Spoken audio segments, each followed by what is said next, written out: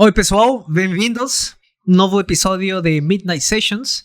Nessa sessão vamos falar novamente da leis. Eles têm novidades bem interessantes para compartilhar.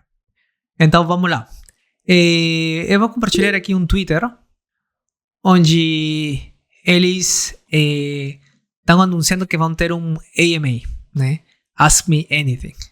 Então eles vão falar sobre a nova versão da leis 1.23, 1.24 e vão comentar dois tópicos interessantes.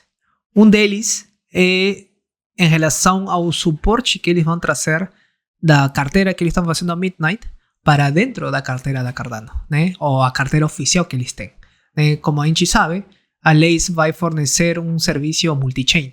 Então eles já dão serviços para Cardano, eles vão incorporar agora a Midnight e no futuro também vai ter Bitcoin DeFi, né? Então muitas coisas acontecendo no ecossistema da Lace. E, por último, comentaram que vão falar alguma coisa do Glacier Drop, né? Que é o mecanismo de distribuição de tokens dentro da Midnight, no lançamento. Então vai ter novidades. Então eu recomendo todo mundo assistir esse space para vocês não perderem as novidades. Excelente. O que mais temos para compartilhar?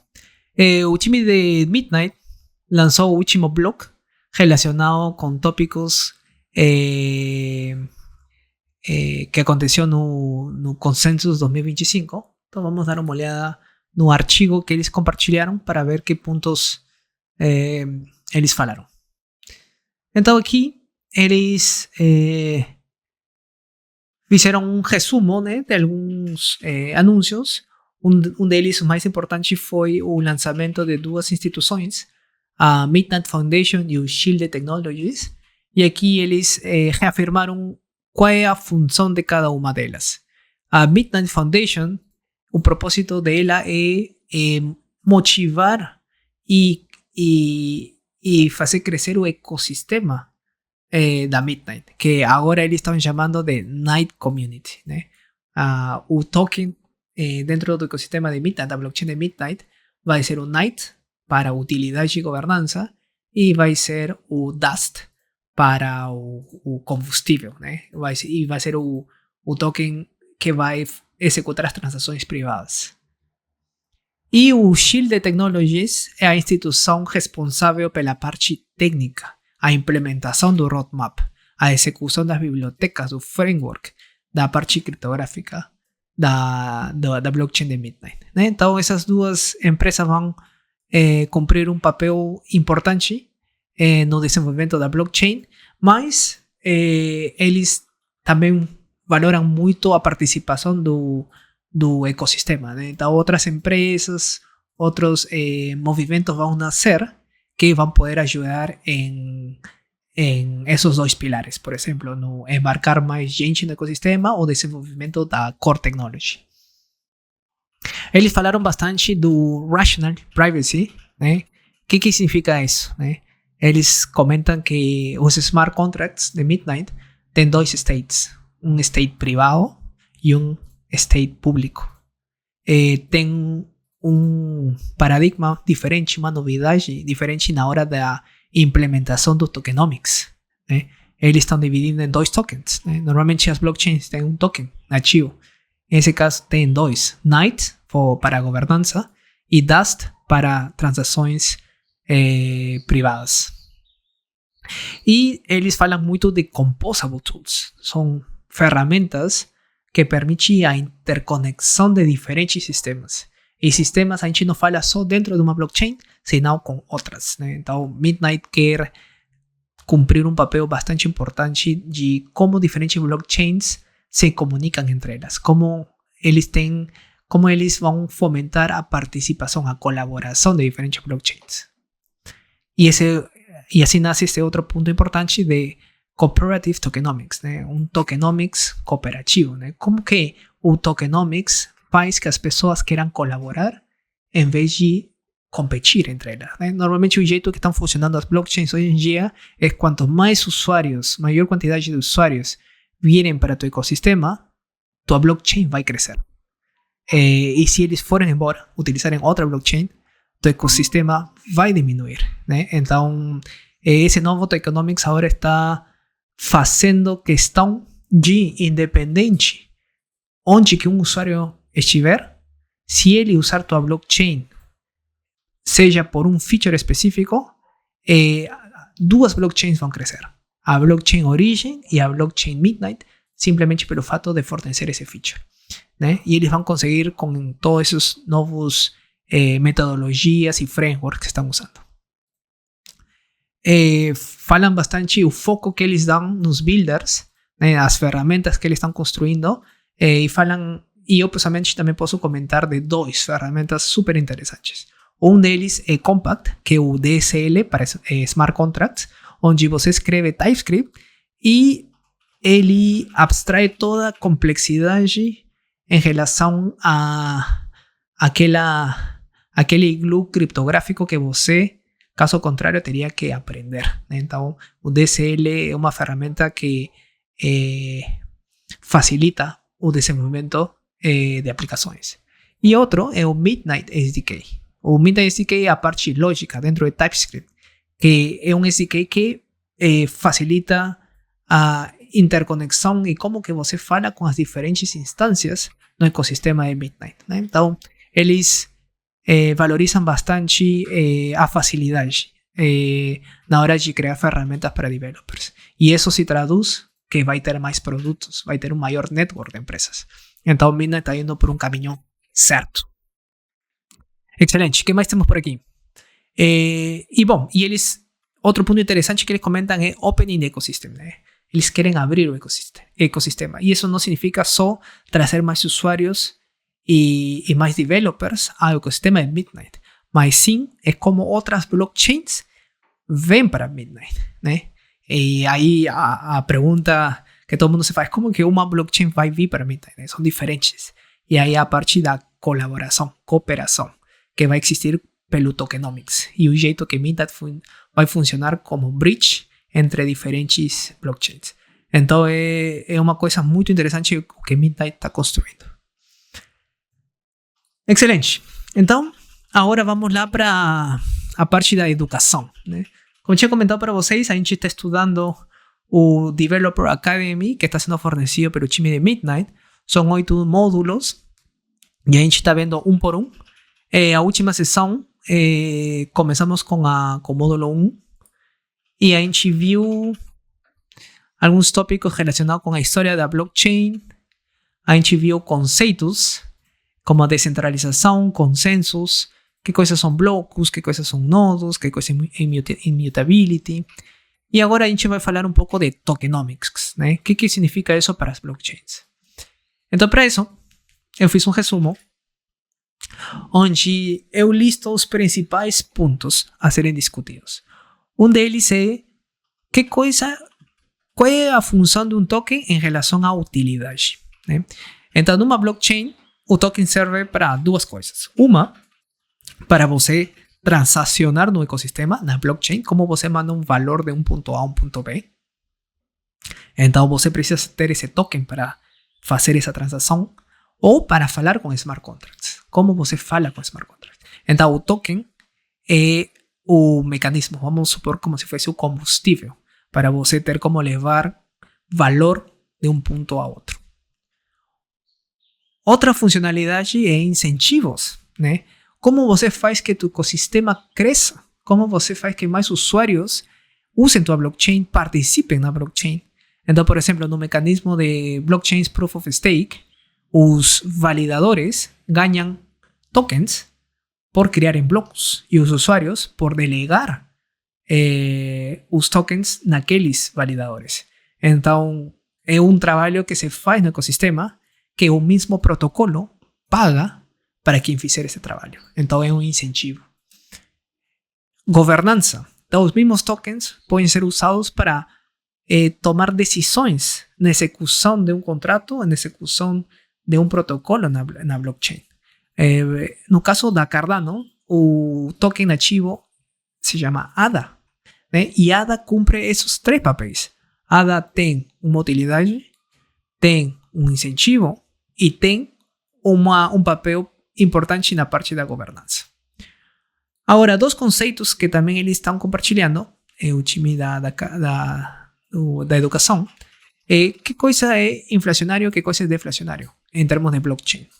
Então, inflacionário são blockchains onde a emissão de tokens acontece logo após a criação da blockchain, né? Então, vamos supor um exemplo, Ethereum, ultimamente já é inflacionário. Eles estão criando tokens cada vez que os validadores fazem trabalho. E com esses novos tokens, são entregues para aqueles novos validadores. Então, tipo, é um ecossistema que vai crescendo em incentivos, mas esses novos incentivos vêm de novos tokens criados. No caso de deflacionário, a quantidade de tokens não muda mais. Então, uma vez que se criou a blockchain, foi minteada uma quantidade de tokens, ou em caso de Proof of Work, vão ser minerados, mas esse cap nunca vai passar. E os incentivos têm que ser estruturados já desde o começo de como que vai ser compartilhado, sendo que uma vez que acabar esse cap, não tem mais tokens serem criados. Por isso se chama deflacionário. Excelente. E agora, em relação ao hackathon, sempre dou um feedback no novo status dos hackathons e alguns feedbacks. Então, um ponto importante a ser considerado aqui são os deadlines. O hackathon atual de Tooling está fechando dia 13 de junho. Es decir, de aquí a 3 dias. Fechando a inscrição, né? Ainda vocês vão ter como apresentar projetos até o dia 16, mas até junho 13 é onde você tem que se inscrever. E como fazem isso? Você vem aqui no topo da página e vai ter esse botão aqui para se registrar, né? É só se registrar e vocês já podem apresentar seus projetos até junho 16. Uns pontos aí interessantes é como que vai ser evaluado os projetos. Então a gente tem as 4 categorias que a gente já tinha visto na última sessão e uma sessão de NFTs, né? Esses 2 tipos de projetos vão ser evaluados de diferentes jeitos. Os primeiros 4, impacto vai ter 25%, reusability outros 25%, qualidade 25% e adoção outros 25%. E no caso dos NFTs, se vai valorar outros aspectos como criatividade e originalidade, execução técnica, a relevância do projeto de vocês e o impacto, né? Então, como já tinha comentado, você é jurado nesse hackathon, então muito feliz de ver os projetos que a comunidade vai apresentar. Agora vamos lá na parte técnica, né? O que todo mundo quer aqui aprender a escrever smart contracts e criar aplicações end-to-end para business. Então vamos continuar com a parte do código. Na última sessão, a gente tinha começado a analisar diferentes funções dentro do File API. E a gente tinha ficado aqui na parte do Counter Contract Instance, que é como se cria uma instância do contrato que a gente está fazendo. Agora a gente vai estudar outras 2 funções, que é Join Contract e Deploy Contract. Com essas funções, a gente vai poder fazer o deploy, criar um novo contrato, ou a gente vai poder se juntar a um contrato. Então vamos lá. Vamos começar com Join Contract. Então a gente vai declarar essa função como assíncrona e a gente vai passar 2 argumentos. Um deles é o providers, do tipo counter providers, que já foi definido no nosso file common types, e a gente tinha visto isso na última sessão. E a gente vai passar o contract address, de tipo string. E o output dessa função vai ser deploy counter contract. Novamente, esse tipo foi definido em common types. Ok, como a gente cria esse output? Usando esses 2 argumentos. Para isso, a gente vai usar a função find deploy contract. De onde está vindo essa função? Se a gente for ver aqui nas livrarias, a gente pode ver aqui que o find deploy contract ela vem de uma biblioteca do Midnight.js Contracts, que é o Midnight SDK. Então a gente vai tirar essa função dessa livraria.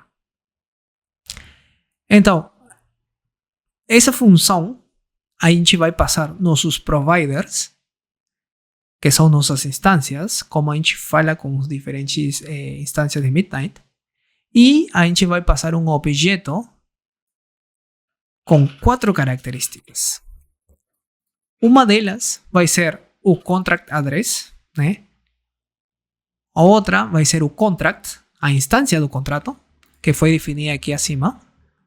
E daí a gente vai falar o state ID, onde que está nossa informação privada. E depois a gente vai mandar o state inicial de nossa informação privada. Nesse caso, a gente já tinha definido o tipo dessa informação privada e a gente está passando aqui o valor de 0. Excelente. E com isso a gente tem um resultado que é o counter contract e vai ser a saída nessa função. Lembrando que esse counter contract é do tipo display counter contract. Agora vamos analisar a seguinte função, que é deploy. Então, é muito parecida com a função de join. A gente vai passar os providers, a gente vai passar o private state e a saída vai ser um deploy contract. Mesma coisa que o join contract. Então, mas nesse caso, a gente vai executar uma função que se chama deploy contract. De onde vem essa função? Vamos lá acima, ver de onde que estão vindo. E a gente pode ver que está vindo dessa aqui, dessa biblioteca, se chama Midnight.js contract. Então, dessa biblioteca que a gente vai pegar essas duas funções que a gente usou agora último. Find deploy contract e deploy contract. Excelente. Então, executando o deploy contract, vamos a passar os providers e vamos a passar este objeto. Agora, este objeto é muito similar a este objeto aqui acima, do find deploy. Mas a gente pode ver uma diferença. Que no caso do find deploy contract, a gente passou uma variável adicional, que é o contract address. Os outros 3 são iguais, né? Então, e isso é lógico, né? No caso de deploy, a gente não precisa passar um contract address, um endereço do contrato, sendo que somos nós que queremos criar esse contrato. E após a execução dessa função, é que o endereço do contrato vai ser criado. No caso de join contract, já é diferente, sendo que a gente quer se juntar a um contrato. Portanto, a gente precisa saber o endereço desse contrato. E então aqui na função a gente tem que passar esse valor. Então essa é a diferença entre join contract e deploy contract. Agora que já temos essas funções, a gente pode executar o circuito. Então como a gente faz isso? Como a gente executa um circuito? A gente vai declarar uma função que se chama increment e aí a gente vai passar como argumento uma variável que a gente vai chamar counter contract do tipo deploy counter contract. Agora, se a gente lembra, o output da função que a gente declarou faz pouco tem um output deploy counter contract. Então, o output dessa função vai ser o input de nossa função increment, que é esse counter contract. Excelente. E o output desta função increment vai ter o tipo finalize transaction data. E a gente vai analisar depois em que consiste esse output. Excelente. Então agora podemos executar nosso circuito. Vamos aprender como. Para isso, vamos a chamar nosso objeto, que foi o output dessa função, counter contract, e vamos ver quais são os métodos desse objeto. A gente tem como ver aqui que temos 4 métodos: call transaction, circuit maintenance transaction, contract maintenance transaction e deploy transaction data.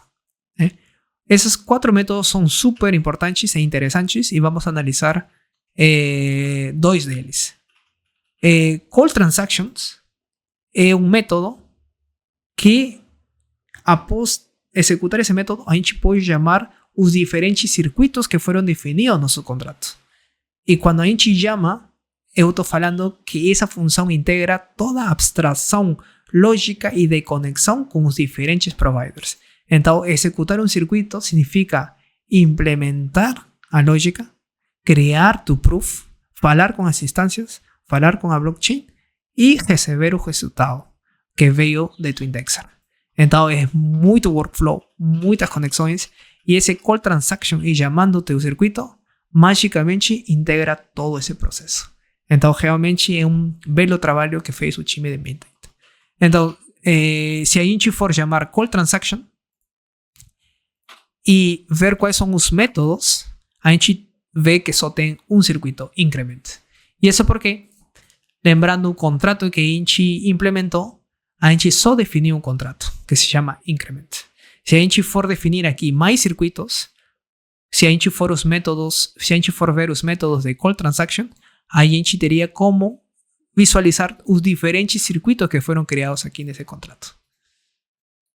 Então, excelente. A gente chama increment e a gente não passa nenhum argumento, sendo que esse circuito foi criado sem nenhum argumento.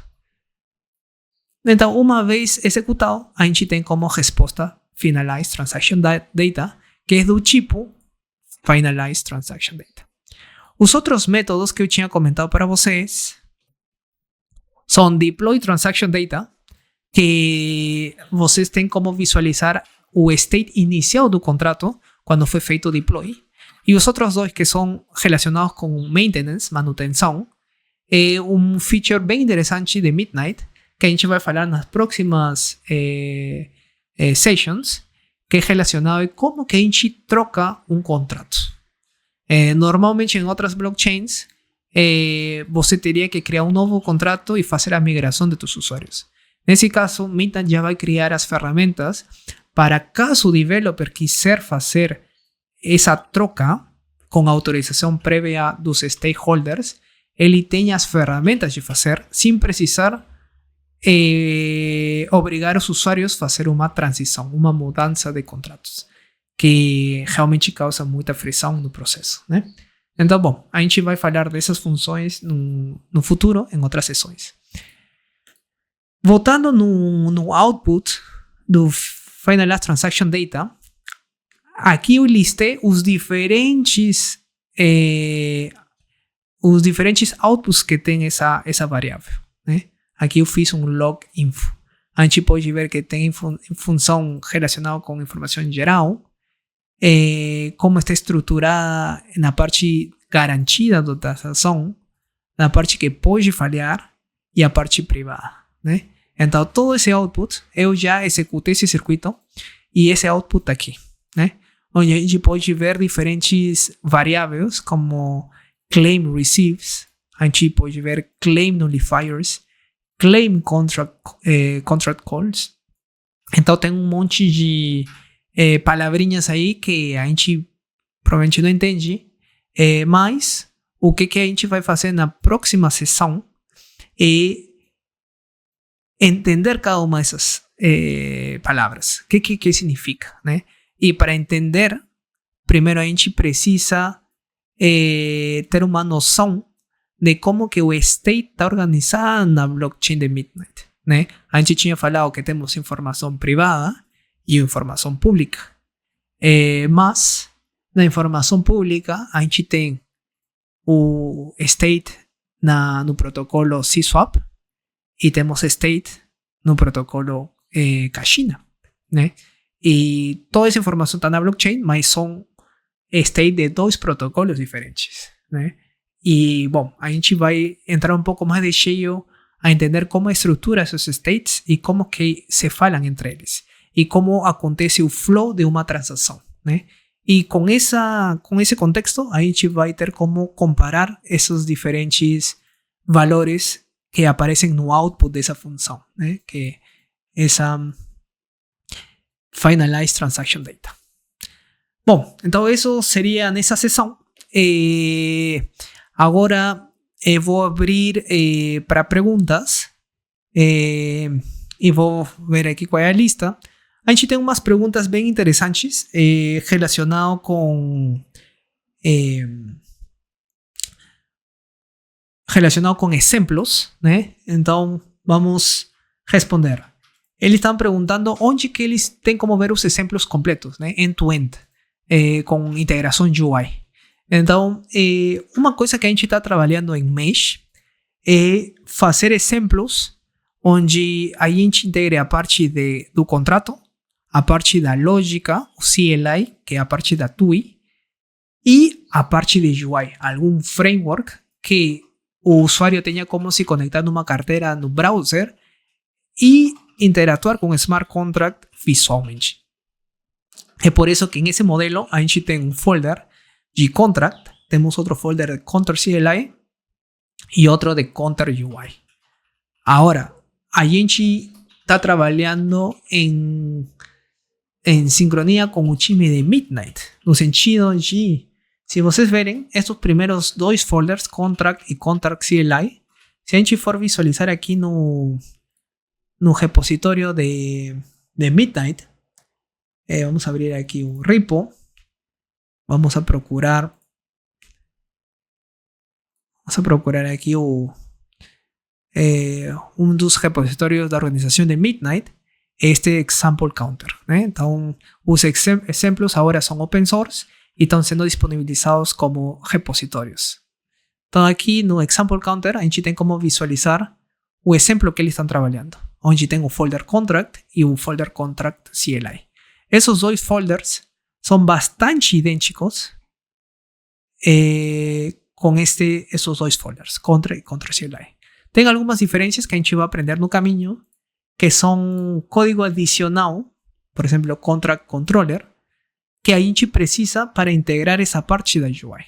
Então, Core Team trabalha com exemplos, que a gente vai trabalhar junto com eles para manter o mesmo framework e a gente não fazer trabalho duplicado. E, on top, acima desse exemplo, a gente vai incrementar um pouco mais de vamos chamar, uma maior abstração no processo.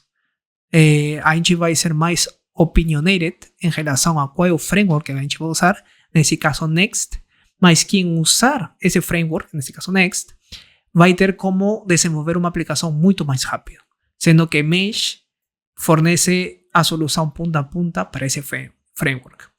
A ideia, no final, é que mais developers que estejam desenvolvendo com diferentes frameworks tenham como ir incrementando as soluções deles no repositório de Mesh. De tal jeito que a gente tenha um mesmo lugar onde a gente agrupa essas diferentes soluções. Agora, Mesh é dos times fazendo tooling on top das ferramentas de Midnight. Agora, outras pessoas estão fazendo em paralelo coisas para o ecossistema, coisas de educação, coisas de tooling também. Então, um repositório que junta o trabalho de diferentes times é um repositório de Awesome Dapps, né? Vamos ver aqui como esqueci exatamente o nome, mas a gente vai abrir aqui o repositório e podemos ver que tem aqui, na organização de Midnight, tem um repositório que se chama Midnight Awesome Dapps. Se a gente abrir eles, a gente tem como ver um conjunto de materiais, seja tooling ou educação, agrupados nesse README aqui, né? Então aqui eles listam exemplos de dApps, materiais de educação, né? Eles liberaram agora os blogs, o treinamento, que a gente está vendo pouco a pouco, projetos de comunidade, tutoriais, um deles de EdaLabs, que a gente está fazendo aqui agora, e projetos dos diferentes hackathons, né? A gente teve o hackathon do CK Identity, Seabattle Hackathon. Então, exemplos tem vários. Então, vocês podem pegar aqui diferentes materiais sendo feitos pela comunidade e aprender. Uma coisa importante a tomar em conta é que muitos desses projetos ainda estão usando as versões antigas de Midnight, mas os times estão trabalhando para atualizar as bibliotecas, né? O motivo dessa mudança foi porque Midnight teve um upgrade na Testnet 02, eles trocaram o Proving System para melhorar o sistema, né? Agora já não se está usando a família de prova do Pluto Series, agora está se usando a família criptográfica BLS, né? Então todas as bibliotecas tiveram que mudar E, bom, e todos esos exemplos vão ter que ser atualizados. Mas agora, se cogen esses exemplos na modalidade standalone e respeitando as instâncias, as versões das instâncias daquelas bibliotecas que estão no package.json, tudo isso aí funciona, né? Então, bom, são opções que vocês têm aí para ir aprendendo, mas tudo isso a gente vai ir vendo nas Midnight Sessions e aprendendo juntos. Então, a gente se vê na próxima sessão. Até lá. Tchau, tchau.